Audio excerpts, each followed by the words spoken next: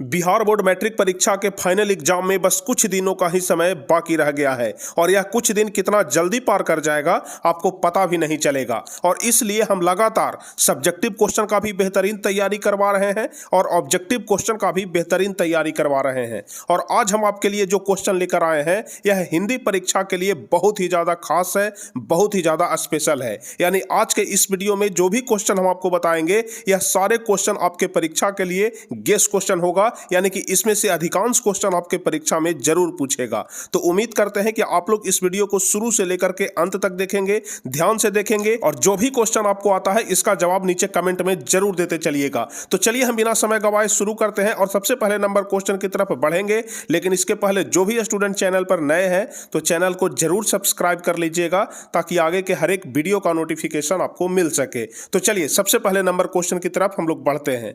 तो पहला number question कह रहा है कि लेखक अपने पिता से क्या मांगना चाहता था। लेखक अपने पिता से क्या मांगना चाहता था? तो पहला का सही ऑप्शन होगा कि लेखक अपने पिता से मछली मांगना चाहता था। पहला का डी नंबर ऑप्शन सही होगा। फटाफट से हम लोग देख लेंगे, 20 से 25 मिनट में हम 100 क्वेश्चन को यहां पर देख लेंगे। चलिए, मंगू जन्म से क्या थी, जल्दी से बताइए। मंगू जन्म से क्या थी? तो ध्यान रखिएगा, मंगू जन्म से पागल थी। दूसरा का ए नंबर ऑप्शन सही हो जाएगा। अब चलिए अगला नंबर क्वेश्चन, बिरजू महाराज खुद को किसका शागिर्द मानते थे?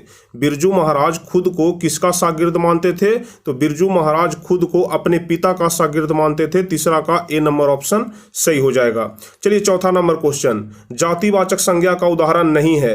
बताइए जल्दी से, इस चारों में से कौन है जो कि जातिवाचक संज्ञा का उदाहरण नहीं है? तो आप लोग ध्यान रखिएगा, इसमें से विवेकानंद जातिवाचक संज्ञा का उदाहरण नहीं है। चलिए पांचवा नंबर क्वेश्चन, सुशीर बाधों में शाह की उपाधि प्राप्त है। जल्दी से बताइए, सुशीर बाधों में शाह की उपाधि किसे प्राप्त है? पांचवा नंबर क्वेश्चन, तो ध्यान रखिएगा शहनाई को। सुशीर बाधों में शाह की उपाधि शहनाई को प्राप्त है। चलिए छठा नंबर क्वेश्चन कह रहा है कि कर्मधारय समास नहीं है। जल्दी से बताइए कौन है जो कि कर्मधारय समास नहीं है? ऑप्शन आप लोग ध्यान से देख लीजिए, कमल नयन, चमन्नी, नीलांबर और कृष्ण सर्प। तो जल्दी से बताइए कौन है जो कि कर्मधारय समास नहीं है? तो छठा का सही ऑप्शन बी नंबर ऑप्शन हो जाएगा चमन्नी। चमन्नी यहां पर दिग्गु समास है, आप लोग ध्यान रखिएगा। चलिए अगला नंबर क्वेश्चन कह रहा है कि इनमें से कौन कविता नहीं है? इसमें से कविता कौन नहीं है? सातवां नंबर क्वेश्चन, तो इसका ए नंबर ऑप्शन सही हो जाएगा अभिन्यो। अभिन्यो यह कविता नहीं है। उसके अलावा स्वदेशी कविता है, हमारी नींद कविता है और भारत माता भी कविता है। चलिए आठवां नंबर क्वेश्चन, विशेषण की विशेषता बतलाने वाले शब्द को क्या कहते हैं? हम आपको पहले भी बता चुके हैं कि जो विशेषण की भी विशेषता बतलाए उसको प्रविशेषण बोलते हैं, यानी कि आठवां का सी नंबर ऑप्शन प्रविशेषण सही हो जाएगा। चलिए नौवां नंबर क्वेश्चन, संधि के कितने भेद हैं? फटाफट से आप लोग बताइएगा, संधि के कितने भेद हैं? तो नौवां का सही जवाब हो जाएगा संधि के 3 भेद हैं। संधि के 3 भेद हैं, नौवां का ए नंबर ऑप्शन सही होगा। चलिए 10वां नंबर क्वेश्चन, बहादुर कहाँ का रहने वाला था? जल्दी से बताइए, बहादुर कहाँ का रहने वाला था? एक एक क्वेश्चन आपके लिए महत्वपूर्ण है। अगर आप लोग एक क्वेश्चन सही करते हैं तो आपको पूरे 1 नंबर मिल जाएंगे। अगर एक क्वेश्चन गलत करते हैं तो आपका 1 नंबर कट जाएगा। इसलिए आपके लिए एक एक क्वेश्चन काफी मायने रखता है। आप लोग एक एक क्वेश्चन को कंसंट्रेट होकर के जरूर देखिएगा। तो चलिए 10वां नंबर क्वेश्चन आप लोग जल्दी से बताइए, बहादुर कहां का रहने वाला था? तो बहादुर नेपाल का रहने वाला था। चलिए 11 नंबर क्वेश्चन, रामविलास शर्मा का जन्म कितने ईस्वी में हुआ? जल्दी से बताइए 11वां नंबर, रामविलास शर्मा का जन्म कितने ईस्वी में हुआ? तो ध्यान रखिएगा 1912 ईस्वी में। रामविलास शर्मा का जन्म 1912 ईस्वी में हुआ। चलिए 12 नंबर क्वेश्चन कह रहा है कि इनमें से कौन परिमाणवाचक विशेषण है? इनमें से कौन परिमाणवाचक विशेषण है? तो 12 का सही जवाब हो जाएगा थोड़ा सा परिमाणवाचक विशेषण है। 12 का बी नंबर ऑप्शन। चलिए अगला नंबर क्वेश्चन, ढहते विश्वास कहानी की मुख्य पात्र कौन है? जल्दी से बताइए, ढहते विश्वास कहानी की मुख्य पात्र कौन है? तो 13 का सही जवाब हो जाएगा लक्ष्मी, यानी कि ढहते विश्वास कहानी की मुख्य पात्र लक्ष्मी है। चलिए 14 नंबर क्वेश्चन, हजारी प्रसाद द्विवेदी द्वारा रचित पाठ है। जल्दी से बताइए 14वां नंबर, हजारी प्रसाद द्विवेदी के द्वारा रचित पाठ कौन सा है? तो नाखून क्यों बढ़ते हैं। 14 का ए नंबर ऑप्शन सही हो जाएगा। चलिए 15 नंबर क्वेश्चन, अभिनयो किस देश में है? अभिनयो किस देश में है? तो हम आपको पहले भी बहुत बार बता चुके हैं कि अभिनयो फ्रांस में है, आपके बुक में भी पढ़ना है। चलिए अगला नंबर क्वेश्चन, ज्योतिर्मय का उदाहरण है। जल्दी से बताइए, ज्योतिर्मय का उदाहरण है स्वर संधि की, व्यंजन संधि की, विसर्ग संधि की, समास। 16 नंबर क्वेश्चन, तो 16 का सही ऑप्शन हो जाएगा ज्योतिर्मय व्यंजन संधि का उदाहरण है। ज्योतिर्मय व्यंजन संधि का उदाहरण है। चलिए 17 नंबर, जहां दोनों पद प्रधान हो वहां कौन सा समास होगा? जहां दोनों पद प्रधान प्रधान हो वहां कौन सा समास होगा, तो आप लोग ध्यान रखिएगा वह द्वंद्व समास होगा। क्या होगा? द्वंद्व समास। डी नंबर ऑप्शन द्वंद्व हो जाएगा। द्वंद्व यहाँ पर गलत लिखा गया है, यहाँ पर द्वंद्व आप लोग कर लीजिएगा। जिसका दोनों पद प्रधान होता है द्वंद्व कहलाता है। चलिए, विद्यालय का संधि विच्छेद क्या होगा? विद्यालय का संधि विच्छेद काफी आसान है, विद्या जोड़ आलय, यानी कि ए नंबर ऑप्शन सही हो जाएगा। बीच में जोड़ का साइन आप लोग लगा लीजिएगा, विद्या जोड़ आलय होता है। चलिए 19वां नंबर क्वेश्चन, द्वितीय विश्व युद्ध में परमाणु बम किस पर गिराया गया? द्वितीय विश्व युद्ध में परमाणु बम किस पर गिराया गया? तो जापान पर। 19 का ए नंबर ऑप्शन सही हो जाएगा। चलिए अगला नंबर क्वेश्चन, नाखून किसका प्रतीक है? नाखून किसका प्रतीक है? तो इसका सही जवाब हो जाएगा पाशवी वृत्ति का, यानी कि 20 का ए नंबर ऑप्शन सही हो जाएगा। नाखून पाशवी वृत्ति का प्रतीक है। चलिए 21वां नंबर क्वेश्चन, सेन साहब के कार की कीमत कितना थी? जल्दी से बताइए, सेन साहब की कार की कीमत कितना थी? तो 7,500। 21 का ए नंबर ऑप्शन सही हो जाएगा। चलिए 20 के दांत पाठ की कौन सी विद्या है? जल्दी से बताइए, 20 के दांत पाठ की विद्या है 22वां नंबर क्वेश्चन। तो 22 का यहाँ पर डी नंबर ऑप्शन सही हो जाएगा। 20 के दांत कहानी है, जो 20 के दांत है वह कहानी है। चलिए अगला नंबर क्वेश्चन, बाढ़ की समस्या कहानी के केंद्र में है। बाढ़ की समस्या कहानी के केंद्र में है, जल्दी से बताइए कौन सा कहानी के केंद्र में है? तो ढहते विश्वास, यानी कि 23 का बी नंबर ऑप्शन सही हो जाएगा। चलिए अगला नंबर क्वेश्चन 24 नंबर क्वेश्चन है, प्रगतिशील साहित्य का संबंध किससे है? जल्दी से बताइए कि प्रगतिशील साहित्य का संबंध किससे है? जल्दी से 24 नंबर क्वेश्चन। तो ध्यान रखिएगा इसका बी नंबर ऑप्शन सही होगा कि वेदांत दर्शन से। जो प्रगतिशील साहित्य है उसका संबंध किससे है? तो वेदांत दर्शन से, आप लोग ध्यान रखिएगा। लक्ष्मी का पति कहाँ काम करता था? जल्दी से बताइए, आधा क्वेश्चन छूट गया है। लक्ष्मी का पति कहाँ काम करता था? 25वां नंबर क्वेश्चन। तो इसका डी नंबर ऑप्शन सही हो जाएगा। आप सभी लोग जानते होंगे कि लक्ष्मी का पति कलकत्ता में काम करता था। डी नंबर ऑप्शन सही हो जाएगा। 26 नंबर क्वेश्चन कह रहा है कि पुरुषवाचक सर्वनाम का भेद नहीं है। इनमें से कौन पुरुषवाचक सर्वनाम का भेद नहीं है? 26 नंबर क्वेश्चन। तो 26 का डी नंबर ऑप्शन सही हो जाएगा, निश्चयवाचक। निश्चयवाचक पुरुषवाचक सर्वनाम का भेद नहीं है। चलिए अगला नंबर क्वेश्चन, बिरजू महाराज का संबंध है। बिरजू महाराज का संबंध किससे है? तो ध्यान रखिएगा कथक नृत्य से। बिरजू महाराज का जो संबंध है वह कथक नृत्य से है। 27 का सी नंबर ऑप्शन सही हो जाएगा। चलिए 28वां नंबर क्वेश्चन, बहादुर का पूरा नाम क्या है? जल्दी से बताइए, बहादुर का पूरा नाम। तो आप सभी लोग जानते होंगे कि बहादुर का पूरा नाम दिल बहादुर। 28 का ए नंबर ऑप्शन सही हो जाएगा। अगला नंबर क्वेश्चन है कि राम नाम बिनु बिरथे जग जन्मा, यह पंक्ति किसकी है? राम नाम बिनु बिरथे जग जन्मा, यह पंक्ति किसकी है? 29 नंबर क्वेश्चन। तो यह पंक्ति गुरु नानक की है। 29 का ए नंबर ऑप्शन सही हो जाएगा। अगला नंबर क्वेश्चन कह रहा है कर्मधारय समास है। जल्दी से बताइए किसमें से कर्मधारय समास कौन है? तो जल्दी से बताइए इसका कौन सा जवाब सही होगा? तो ध्यान रखिएगा जो चंद्रमुख है यह कर्मधारय समास है, यानी कि 30 का सी नंबर ऑप्शन सही हो जाएगा, चंद्रमुख। चलिए अगला नंबर क्वेश्चन 31 नंबर, कहानी है। जल्दी से बताइए इस चारों में से कौन है जो कि कहानी है? 31 नंबर क्वेश्चन। तो इसमें से बहादुर कहानी है। 31 का बी नंबर ऑप्शन सही होगा। चलिए 32 नंबर क्वेश्चन, नागरी लिपि पाठ के लेखक कौन है? नागरी लिपि पाठ के लेखक कौन है? तो गुणाकर मूल्य, आप लोग ध्यान रखिएगा। 32 का बी नंबर ऑप्शन सही हो जाएगा। फटाफट से हम लोग बहुत जल्दी से 100 क्वेश्चन को देख लेंगे। आप लोग बिल्कुल निश्चिंत होकर के शुरू से लास्ट तक के वीडियो को जरूर देखते रहिएगा, काफी महत्वपूर्ण आपके लिए होने वाला है। सीधे सीधे आपके एग्जाम में क्वेश्चन यहां से पूछे जाएंगे। चलिए 33 नंबर क्वेश्चन, अज्ञेय का पूरा नाम क्या है?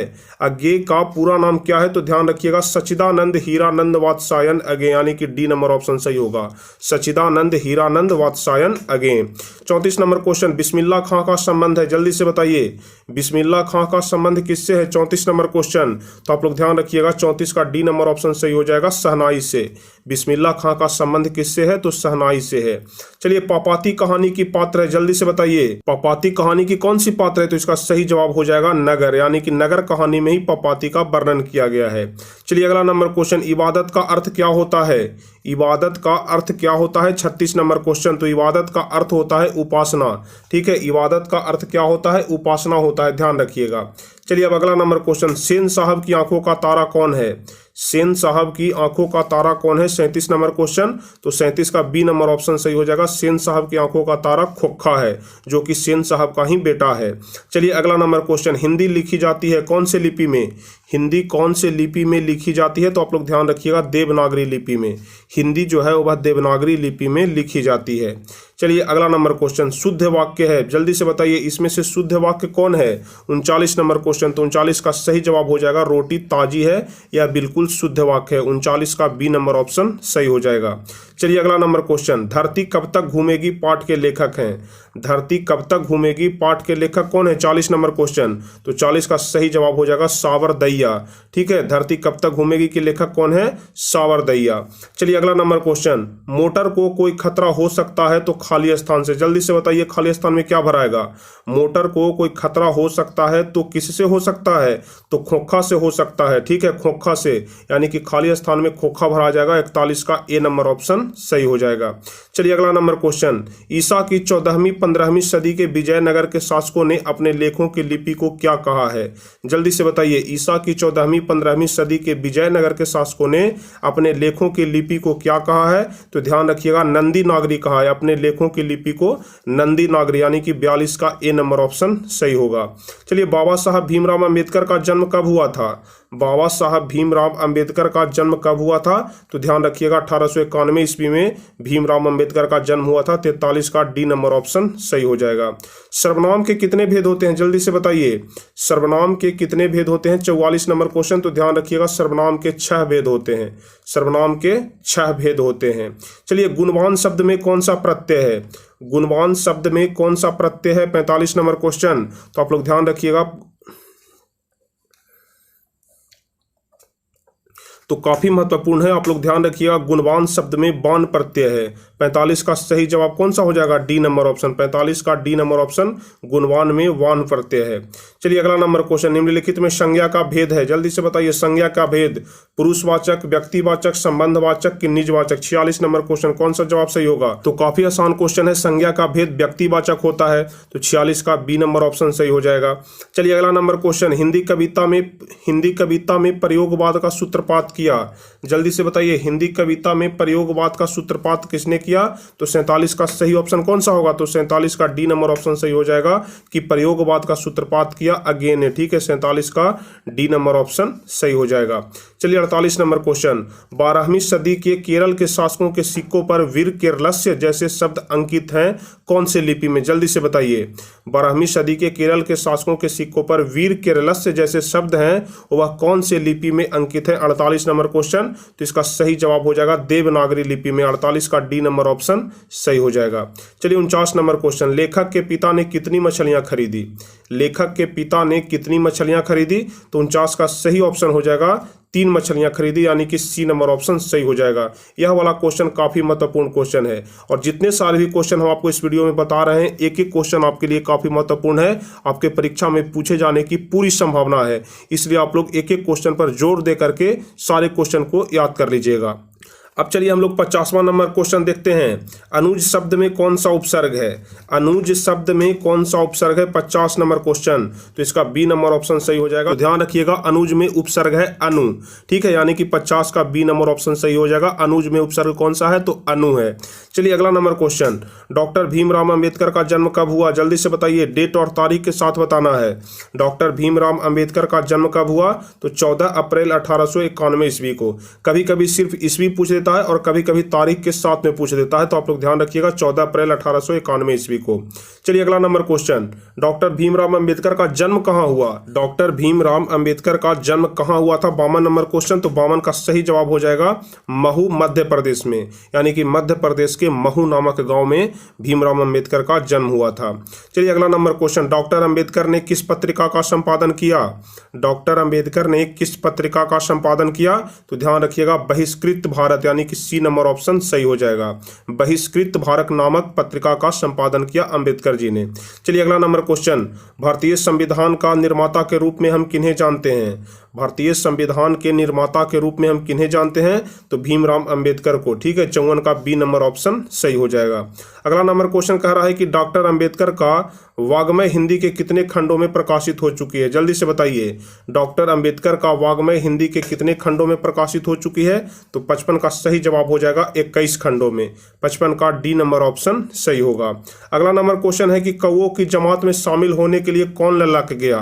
कौओं की जमात में शामिल होने के लिए कौन ललक गया? तो हंस ललक गया। 56 का बी नंबर ऑप्शन सही हो जाएगा। अगला नंबर क्वेश्चन, मदन अक्सर किसके हाथों से पीटता था? मदन अक्सर किसके हाथों से पीटता था? 57 नंबर क्वेश्चन, तो ध्यान रखिएगा अपने पिता के हाथों से। मदन अक्सर अपने पिता के हाथों से पिटाता रहता था। 57 का डी नंबर ऑप्शन सही हो जाएगा। 58 नंबर क्वेश्चन कह रहा है कि नलिन बिलोचन शर्मा की मृत्यु कब हुई?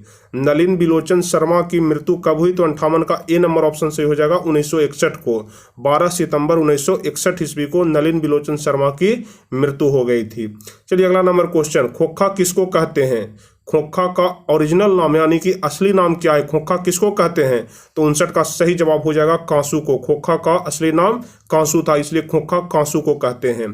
चलिए अगला नंबर क्वेश्चन 60 नंबर क्वेश्चन है, सेन साहब अपने पुत्र को क्या बनाना चाहते थे? 60वां नंबर क्वेश्चन, जल्दी से बताइए। सेन साहब अपने पुत्र को क्या बनाना चाहते थे? तो बिजनेसमैन या फिर इंजीनियर। ठीक है, 60 का ए नंबर ऑप्शन सही हो जाएगा, बिजनेसमैन या फिर इंजीनियर।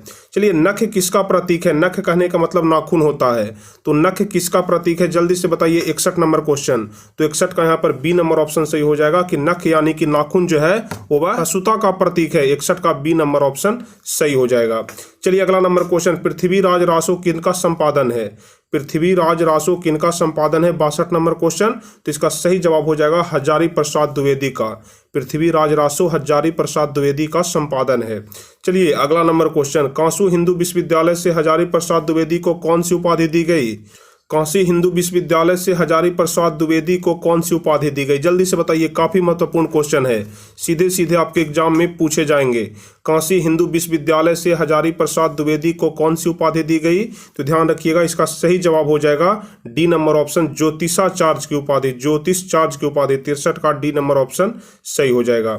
चलिए अगला नंबर क्वेश्चन, हजारी प्रसाद द्विवेदी कब पद्म भूषण की उपाधि से सम्मानित किए गए? जल्दी से बताइए, हजारी प्रसाद द्विवेदी को कब पद्म भूषण से सम्मानित किया गया? 64 नंबर क्वेश्चन, तो 64 का सही जवाब हो जाएगा 1957 ईस्वी में। ठीक है, 1957 ईस्वी में उनको पद्म भूषण से सम्मानित किया गया था। चलिए अगला number question 65 number question, Ashok के फूल की रचना है? जल्दी से बताइए, अशोक के फूल किनकी रचना है? जल्दी से बताइए। 65 नंबर क्वेश्चन, कौन सा जवाब सही होगा? तो 65 का सी नंबर ऑप्शन सही हो जाएगा कि अशोक के फूल हजारी प्रसाद द्विवेदी की रचना है। सी नंबर ऑप्शन सही होगा। चलिए जल्दी से बताइए 66 नंबर क्वेश्चन, गुणाकर मूल्य की मृत्यु कब हुई? गुणाकर मूल्य की मृत्यु कब हुई? 66 नंबर क्वेश्चन, तो आप लोग ध्यान रखिएगा 2009 ईस्वी में, यानी कि 2009 ईस्वी में गुणाकर मूल्य की मृत्यु हो गई। चलिए अगला नंबर क्वेश्चन, हिंदी के आदि कवि कौन है? हिंदी के आदि कवि कौन है? 67 नंबर क्वेश्चन, तो इसका सही जवाब हो जाएगा सरहपाद, यानी कि हिंदी के आदि कवि कौन है? तो सरहपाद हैं।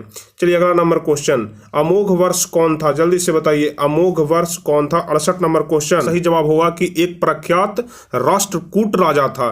जो अमोघ वर्ष था एक प्रख्यात राष्ट्रकूट राजा, यानी कि 68 का बी नंबर ऑप्शन सही हो जाएगा। चलिए 69 नंबर क्वेश्चन, मिहिर भोज की ग्वालियर प्रशस्ति किस भाषा में है? मिहिर भोज की ग्वालियर प्रशस्ति किस भाषा में है? 69 नंबर क्वेश्चन, तो 69 का सही जवाब यहां पर कौन सा होगा? सी नंबर ऑप्शन, संस्कृत भाषा में है। मिहिर भोज की जो ग्वालियर प्रशस्ति है वह संस्कृत भाषा में है। चलिए 70 नंबर क्वेश्चन, बेतमा कहाँ है? जल्दी से बताइए, बेतमा कहाँ है? तो बेतमा इंदौर के पास में है। आप लोग ध्यान रखिएगा, बेतमा कहाँ है? इंदौर के पास में है। चलिए अब कुल 29-30 क्वेश्चन और शेष बच गए, हम लोग बारी बारी से देख लेंगे। कहानीकार के लड़के का नाम क्या था? जल्दी से बताइए, एक एक क्वेश्चन आपके लिए महत्वपूर्ण है, इसलिए हम आपसे बार बार कह रहे हैं आप लोग एक क्वेश्चन को भी मिस मत करिएगा, नहीं तो ऐसा होगा कि अगर एक क्वेश्चन मिस करिएगा तो हो सकता है कि ऐसा संजोग हो सकता है कि आपके एग्जाम में भी एक नंबर मिस हो जाए, हो सकता है ऐसा, इसलिए आप लोग एक एक क्वेश्चन को जरूर देख लीजिएगा। जल्दी से बताइए, कहानीकार के लड़के का नाम क्या था? 71 नंबर क्वेश्चन, तो कहानीकार के लड़के का नाम किशोर था, यानी कि 71 का डी नंबर ऑप्शन सही हो जाएगा। अगला नंबर क्वेश्चन कह रहा है कि कहानी के लेखक अमरकांत का जन्म कब हुआ?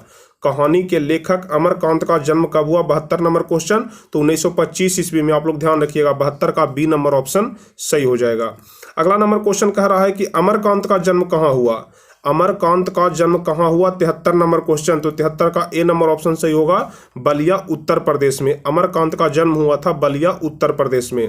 चलिए 74 नंबर क्वेश्चन, मौत का नगर किस लेखक की कहानी संग्रह है? जल्दी से बताइए 74 नंबर, मौत का नगर किस लेखक की कहानी संग्रह है? तो 74 का डी नंबर ऑप्शन सही हो जाएगा, अमरकांत की। ठीक है, मौत का नगर अमरकांत की कहानी संग्रह है। अब चलिए 75 नंबर क्वेश्चन कह रहा है अमरकांत को किस कहानी लेखन के लिए पुरस्कृत किया गया? जल्दी से बताइए, काफी महत्वपूर्ण क्वेश्चन। अमरकांत को किस कहानी के लिए पुरस्कृत किया गया था? तो 75 का सही जवाब हो जाएगा डिप्टी कलेक्टरी के लिए। ठीक है, 75 का सही जवाब हो जाएगा डिप्टी कलेक्टरी के लिए, यानी कि सी नंबर ऑप्शन सही हो जाएगा। अगला नंबर क्वेश्चन कह रहा है कि परंपरा का मूल्यांकन किसकी पुस्तक है? जल्दी से बताइए, परंपरा का मूल्यांकन किसकी पुस्तक है? तो 76 का यहाँ पर सही जवाब हो जाएगा ए नंबर ऑप्शन रामविलास शर्मा की कृति है। परंपरा का मूल्यांकन किसकी कृति है? पुस्तक नहीं हो जाएगा, रचना हो जाएगा या फिर कृति हो जाएगा। जो परंपरा का मूल्यांकन है वह रामविलास शर्मा की कृति है। अगला नंबर क्वेश्चन कह रहा है प्रगतिशील आलोचना का विकास होता है। जल्दी से बताइए, 77 नंबर क्वेश्चन, प्रगतिशील आलोचना का विकास होता है। 77 का कौन सा ऑप्शन सही होगा? तो ध्यान रखिएगा, साहित्य के परंपरा के ज्ञान से। ठीक है, प्रगतिशील आलोचना का विकास होता है साहित्य की परंपरा का ज्ञान से, यानी कि बी नंबर ऑप्शन सही हो जाएगा। सभ्यता का हर स्तर क्या नहीं होता? 78 नंबर क्वेश्चन, जल्दी से बताइए, सभ्यता का हर स्तर क्या नहीं होता? तो 78 का सही जवाब हो जाएगा वर्ग युद्ध नहीं होता, सी नंबर ऑप्शन। ठीक है, सभ्यता का हर स्तर क्या नहीं होता? तो वर्ग युद्ध नहीं होता है। चलिए अगला नंबर क्वेश्चन, साहित्य सापेक्ष रूप में क्या होता है? साहित्य सापेक्ष रूप में क्या होता है? तो ध्यान रखिएगा, स्वाधीन होता है। जो साहित्य होता है वह सापेक्ष रूप में स्वाधीन होता है, आप लोग ध्यान रखिएगा। एथेंस किस महादेश में है? जल्दी से बताइए, एथेंस किस महादेश में है? एथेंस होता है, एथेंस किस महादेश में है? 80 नंबर क्वेश्चन, तो काफी आसान है, आप लोग ध्यान रखिएगा। जो एथेंस है वह यूरोप महादेश में है। 80 का ए नंबर ऑप्शन सही हो जाएगा।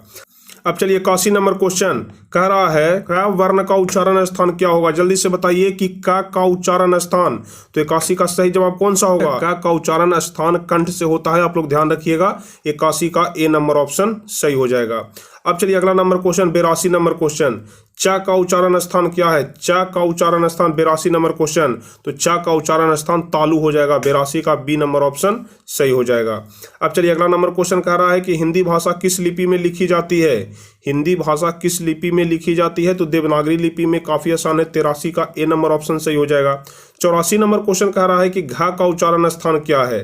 घ का उच्चारण स्थान क्या है? तो 84 का सही जवाब हो जाएगा कंठ, यानी कि घ का उच्चारण स्थान कंठ है। अब चलिए अगला नंबर क्वेश्चन, ख का उच्चारण स्थान क्या है? ख का उच्चारण स्थान क्या है? तो यह वाला क्वेश्चन भी काफी आसान है कि ख का भी उच्चारण स्थान कंठ ही होता है, आप लोग ध्यान रखिएगा। 85 का डी नंबर ऑप्शन सही हो जाएगा। अब चलिए अगला नंबर क्वेश्चन है कि घी कौन सी संज्ञा है? जल्दी से बताइए, घी कौन सी संज्ञा है? तो जाहिर सी बात है कि घी द्रव्यवाचक संज्ञा हो जाएगा। घी कौन सी संज्ञा हो जाएगा? द्रव्यवाचक संज्ञा, क्योंकि जिसको भी नापा या तौला जाता है, क्योंकि आप सभी लोग जानते हैं कि जिसको भी नापा या तौला जाता है वह द्रव्यवाचक संज्ञा कहलाता है। तो यहाँ पर घी को नाप या तौल करके दिया जाता है, इसलिए यह द्रव्यवाचक संज्ञा हो जाएगा। 87 नंबर क्वेश्चन, राजा दशरथ कौन सी संज्ञा है? जल्दी से बताइए, राजा दशरथ कौन सी संज्ञा है? 87 नंबर क्वेश्चन, तो आप लोग ध्यान रखिएगा, व्यक्तिवाचक संज्ञा। राजा दशरथ व्यक्तिवाचक संज्ञा हो जाएगा। निम्नलिखित शब्दों में से व्यक्तिवाचक संज्ञा चुन करके लिखिए। जल्दी से बताइए, निम्नलिखित शब्दों में से व्यक्तिवाचक संज्ञा कौन है? 88 नंबर क्वेश्चन, तो 88 का सही जवाब हो जाएगा कृष्ण, यानी कि जो कृष्ण है वह व्यक्तिवाचक संज्ञा का उदाहरण है। 88 का ए नंबर ऑप्शन। चलिए अगला नंबर क्वेश्चन, निम्नलिखित शब्दों में से जातिवाचक संज्ञा चुन करके लिखिए। निम्नलिखित शब्दों में से जातिवाचक संज्ञा चुनना है आपको 89 नंबर क्वेश्चन में, तो ध्यान रखिएगा, इसका सही जवाब हो जाएगा गाय। जातिवाचक संज्ञा कौन हो जाएगा? तो गाय हो जाएगा। अगला नंबर क्वेश्चन कह रहा है कि सफल का भाववाचक संज्ञा क्या होगा? सफल का भाववाचक संज्ञा क्या होगा? तो सफल का भाववाचक संज्ञा सफलता होता है। ठीक है, 90 का सी नंबर ऑप्शन सही हो जाएगा। अगला नंबर क्वेश्चन है कि कौन सा शब्द एक वचन नहीं है?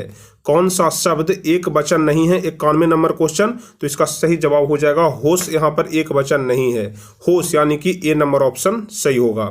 चलिए 92 नंबर क्वेश्चन, कौन सा शब्द एक वचन नहीं है? फिर से उसी प्रकार का क्वेश्चन है, कौन सा शब्द एक वचन नहीं है? 92 नंबर क्वेश्चन, तो 92 का बी नंबर ऑप्शन सही हो जाएगा लड़के, यानी कि जो लड़के है वह बहुवचन में आ जाता है। 92 का बी नंबर ऑप्शन सही होगा। अगला नंबर क्वेश्चन है कि निम्नलिखित में कौन सा शब्द बहुवचन नहीं है? निम्नलिखित में कौन सा शब्द बहुवचन नहीं है? जल्दी से बताइए, बहुवचन कौन नहीं है? तो ध्यान रखिएगा, इसका सही जवाब हो जाएगा जनता। ठीक है, जनता बहुवचन नहीं है। चलिए अगला नंबर क्वेश्चन, निम्नलिखित में कौन सा शब्द एक वचन नहीं है? निम्नलिखित में कौन सा शब्द एक वचन नहीं है? 94 नंबर क्वेश्चन, तो समाचार एक वचन नहीं है। 94 का ए नंबर ऑप्शन सही होगा, समाचार एक वचन नहीं है। 95 नंबर क्वेश्चन कह रहा है कि हर एक शब्द का प्रयोग होता है। जल्दी से बताइए, एक वचन में कि बहुवचन में? हर एक शब्द का प्रयोग, जिसको शॉर्टकट में हर एक भी बोल देते हैं, तो हर एक शब्द का प्रयोग कहाँ पर होता है, तो ध्यान रखिएगा एक वचन में, हर एक शब्द का प्रयोग एक वचन में ही होता है।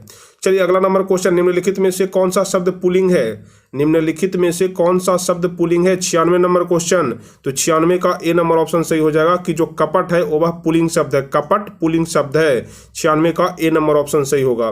97 नंबर क्वेश्चन, लिंग के अनुसार शुद्ध जोड़े का चयन करें, जल्दी से बताइए, लिंग के अनुसार शुद्ध जोड़े का चयन करना है, यानी कि पुल्लिंग और स्त्रीलिंग दोनों साथ में होना चाहिए। जल्दी से बताइए, पहले पुल्लिंग और फिर स्त्रीलिंग, तो 97 का सही जवाब सम्राट और सम्राज्ञी हो जाएगा, सम्राट और सम्राज्ञी, यानी कि सम्राट पुल्लिंग है और सम्राज्ञी उसका स्त्रीलिंग रूप हो जाएगा।